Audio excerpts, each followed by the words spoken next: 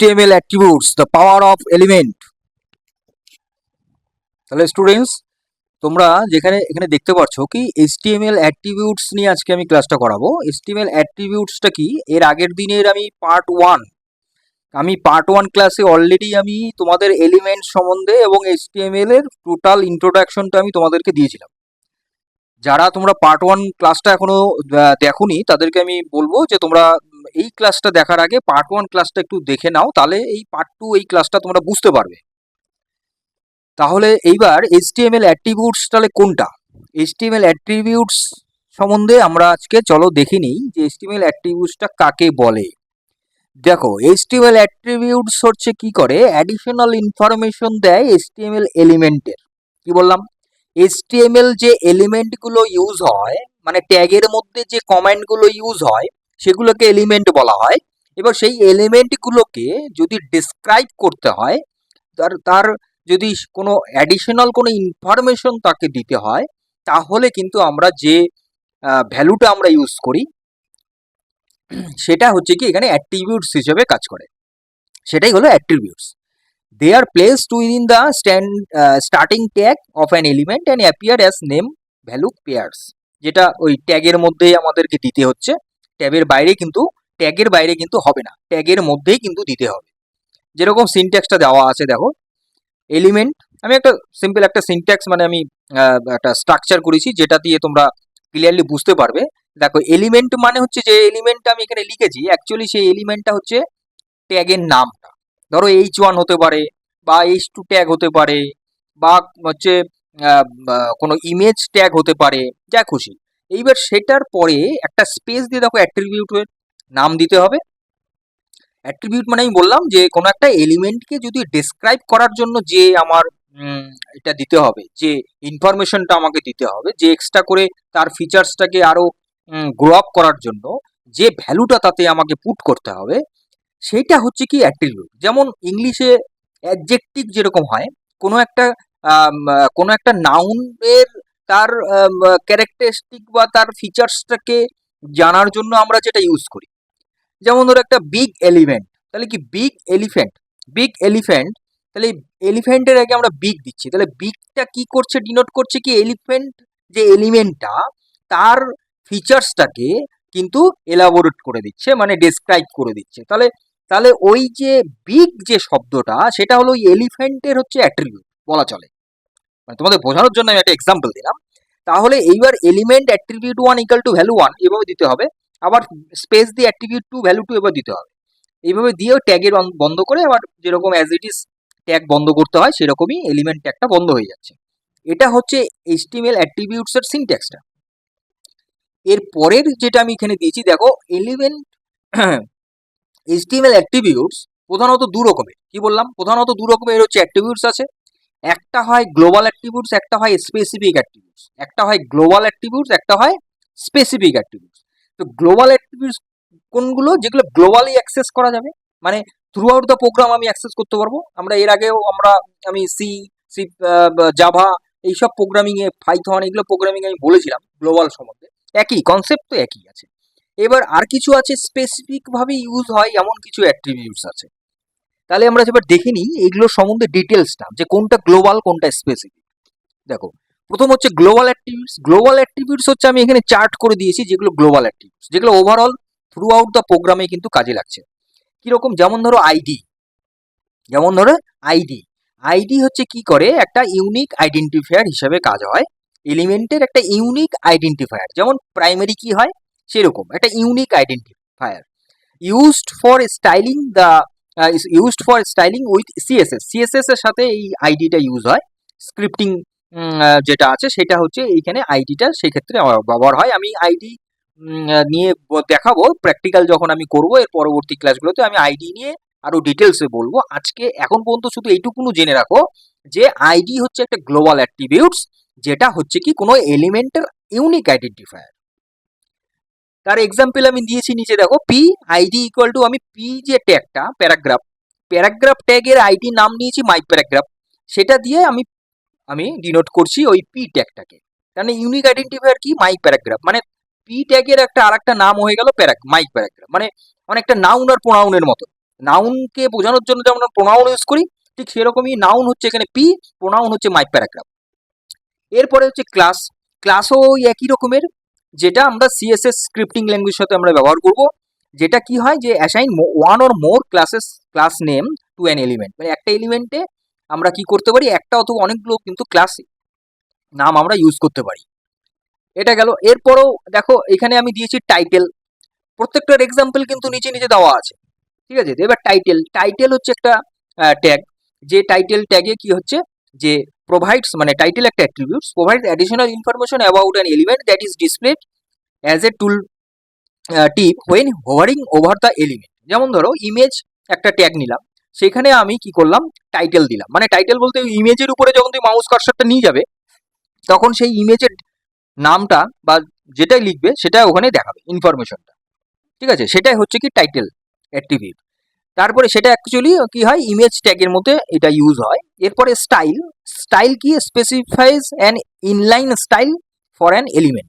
স্টাইলটা ইউজ হয় হচ্ছে ইনলাইন, যদি আমরা স্টাইলিং করি, যেটা আমরা সিএসএস যখন এর পরবর্তী ভিডিওগুলো করবো ক্লাসগুলো, তখন এগুলো সম্বন্ধে আরো ডিটেলস আমি বলবো, যে কখন কোথায় সময় স্টাইল ইউজ হচ্ছে, কিভাবে হচ্ছে। জাস্ট এখন এটুকুনো জেনে রাখো কি, যে একটা স্টাইল হচ্ছে একটা এলিমেন্টের ইনলাইন স্টাইলিং, মানে একটা এলিমেন্টকে যদি আমরা ওই ট্যাগের মধ্যেই তার ডিজাইনটাকে যদি আমরা ডিফাইন করি, মানে করতে চাই, তাহলে আমরা যে স্টাইল ট্যাগটা ইউজ করব, ঠিক আছে। যেমন ধরো H1 স্টাইল কালার, মানে H1 হচ্ছে হেডিং ট্যাগ, তার কালার আমি দিচ্ছি কি ব্লু, তাহলে কি হচ্ছে ওই কালারটা আমি ওখানে দিচ্ছি, তাহলে ওটা ইনলাইন হলো, মানে ওই লাইনের মধ্যে দিলাম, তাই ইনলাইন হয়ে গেল। এরপরে হচ্ছে LANG, ল্যাঙ্গুয়েজ, হচ্ছে ল্যাঙ্গুয়েজ। এবার ল্যাঙ্গুয়েজ কি হয়, যে এলিমেন্টের যে কন্টেন্টটা তার ল্যাঙ্গুয়েজটা কি হয় ডিফাইন করতে হয় LANG অ্যাট্রিবিউট দিয়ে, ঠিক আছে, বলতে পারলাম। যেমন ধরো ল্যাঙ্গুয়েজটা কি ইংলিশ, ডবল কোটের মধ্যে দেখো ইএন দেওয়া আছে। এরপরে হচ্ছে কি ডেটা, ডেটা হচ্ছে একটা ট্যাগ, যেই ডেটা ট্যাগে কি হয়, ধরো মানে কোনো একটা ধরো একটা পার্টিশন আমরা ভাগ করলাম, মানে একটা ফ্রেম করলাম, একটা ফ্রেমের মধ্যে আমি ধরো দুটো পার্ট করেছি। একটা পার্টের যে পার্ট করা সেটা হচ্ছে যে ডিভ ট্যাগ দিয়ে করা হয়, ডিভিশন, DIV। এবার তার আন্ডারে ওই যে ডেটা প্রাইস বলে আমি দিয়েছি, মানে প্রোডাক্টের ওই ডেটা প্রাইসটা ওখানে দেওয়া যাবে। এইটা দিয়ে আমরা ডেটা যে অ্যাট্রিবিউট, সেটা দিয়ে আমরা কোনো এলিমেন্টের ডেটা ভ্যালুটা আমরা দিতে পারি, মানে কোনো প্রোডাক্টের তার ভ্যালুটা আমরা ওখানে অ্যাসাইন করতে পারি, এটা দিয়ে করতে পারি, ডেটা দিয়ে, ঠিক আছে। এটা হচ্ছে কি গ্লোবাল অ্যাট্রিবিউট, যেগুলো আমি বললাম, এক আইডি, ক্লাস, টাইটেল, স্টাইল, ল্যাং, ডেটা, এগুলো হচ্ছে গ্লোবাল, মানে থ্রু আউট দ্য প্রোগ্রাম আমি এই অ্যাট্রিবিউটস গুলোকে অ্যাক্সেস করতে পারবো। দেন হচ্ছে স্পেসিফিক অ্যাট্রিবিউটস, কিছু স্পেসিফিক অ্যাট্রিবিউটস আছে যেগুলো স্পেসিফিক্যালি ইউজ হয়ে থাকে। যেমন আমাদের সফটওয়্যার, যেমন ইউটিলিটি সফটওয়্যার, আর একটা হচ্ছে অ্যাপ্লিকেশন সফটওয়্যার। যেমন ইউটিলিটি কি একটা মেডিসিন শপে তারা কাজ করছে, তারা মেডিসিন শপে একটা সফটওয়্যার ইউজ করছে। আবার হোয়ারএস আবার ব্যাংকে যাও, ব্যাংকে গেলে আবার ওরা একটা সফটওয়্যার কাজ করছে। তাহলে ব্যাংকিং এর সফটওয়্যার একটা স্পেসিফিক ইউজে কাজ হচ্ছে, আবার এদিকে মেডিসিন শপেও কিন্তু মেডিসিন সফটওয়্যারটা স্পেসিফিক ভাবে কাজ করছে। তাহলে এই যে এই ধরনের কনসেপ্টটাই হলো স্পেসিফিক। তাহলে স্পেসিফিক অ্যাট্রিবিউটস গুলো এখানে কি কি রয়েছে, যেমন এক নম্বর আছে HREF, মানে হাইপার রেফারেন্স, মানে হাইপার লিঙ্ক, যেটা আমরা ওয়ার্ড এক্সেলে আমরা করিয়েছি, সেই রকম সেই HREF দিয়ে কি করতে হয় আমাদের, ধরো কারোর সাথে আমাদের লিঙ্ক করবো, কোনো একটা ওয়ার্ড হোক বা কোনো একটা ইমেজ হোক, তাকে আমি লিঙ্ক আপ করবো অন্য একটা সাইটের সাথে বা অন্য একটা পেজের সাথে, তাহলে আমাদের এই HREF ট্যাগটা লাগবে, মানে এই অ্যাট্রিবিউটটা লাগবে। তারপরে কি সোর্স, এসআরসি মানে ইমেজ, কোনো একটা ইমেজ ধরো দিলা, সেই ইমেজটা কোথায় আছে, ইমেজটা তোমার কোন জায়গাতে আছে, সেই সোর্সটা তোমাকে ডিফাইন করে দিতে হবে এখানে, নাহলে তো সেই ইমেজটা খুঁজে পাবে না। তারপরে কি আছে ALT, অল্টারনেটিভ, মানে কোন একটা ধরো এলিমেন্ট নিলে সেই এলিমেন্টের আমি একটা অল্টারনেটিভ নাম দিতে যাচ্ছি, যেমন ওই নেম আর নাউন আর প্রোনাউনের মতনই ব্যাপারটা অনেকটা।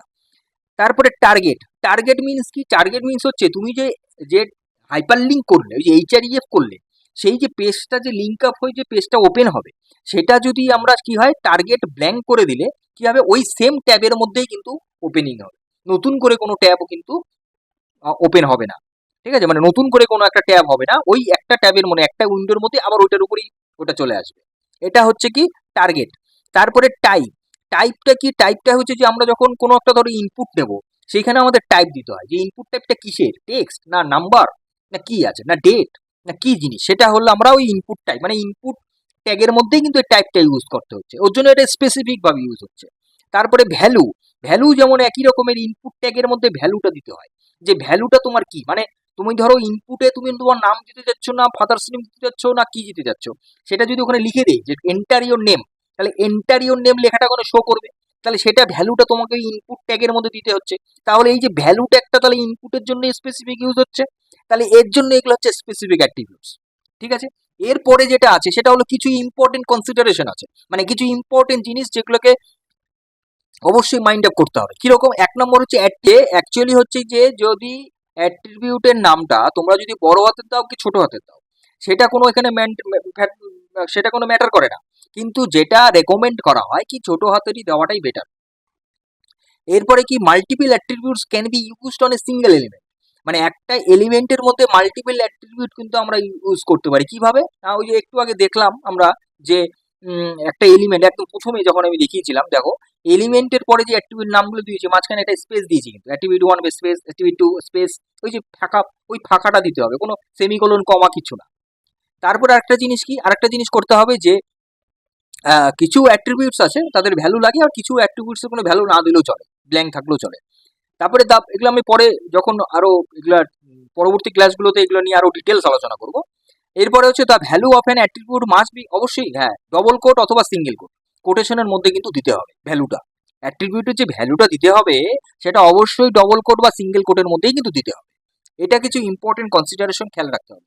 এরপরে আমি লাস্ট যেটা আমি দিয়েছি একটা এক্সাম্পল দিয়েছি, যে টোটাল আমরা যেতটা আমি আজকে করালাম এটা নিয়ে একটা এক্সাম্পল এখানে দিয়েছি। দেখো ইমেজ বলে আমি একটা ট্যাগ নিয়েছি, যেখানে সোর্স হচ্ছে ইমেজটা কোথায় আছে সেটা বোঝাচ্ছে, এএলটি মানে অল্টারনেটিভ, তার ওইটার নামটা আমি দিয়েছি যে ডেসক্রিপটিভ ইমেজ।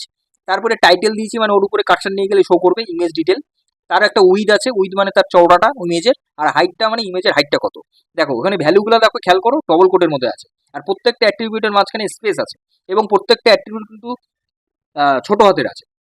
যদিও কেস ইনসেনসিটিভ, মানে কেস এখানে কোনো ব্যাপার না, বড় হাতে দিলেও নেবে, কিন্তু কি আমাদের রেকমেন্ড করা হচ্ছে কি যে ছোট হাতে দেওয়াটাই better. In this example the source attribute, এইটাই যেটা আমি বললাম সেটাই এখানে নিচে লাইনে তোমাদের দেওয়া আছে। তাহলে এই হচ্ছে আজকের মূলত ক্লাসে বলার ছিল, যে এইচটিএমএল অ্যাট্রিবিউটস নিয়ে থ্রু আউট টোটাল কনসেপ্ট তোমাদেরকে আমি আজকে পড়াবো। তো আজকের ক্লাসটা তাহলে এই পর্যন্ত হলো। পরবর্তী ভিডিও পরবর্তী ক্লাস নিয়ে খুব তাড়াতাড়ি আসছে, ততক্ষণ তোমরা সুস্থ থাকো, ভালো থাকো, মজা থাকো, আপডেটেড থাকো, ডিজিটালি থাকো, এবং এই policy of design AI computer learning সেন্টারের সঙ্গে থাকো। আমি কিঙ্কর বলে আমার সঙ্গে থাকো। Thank you.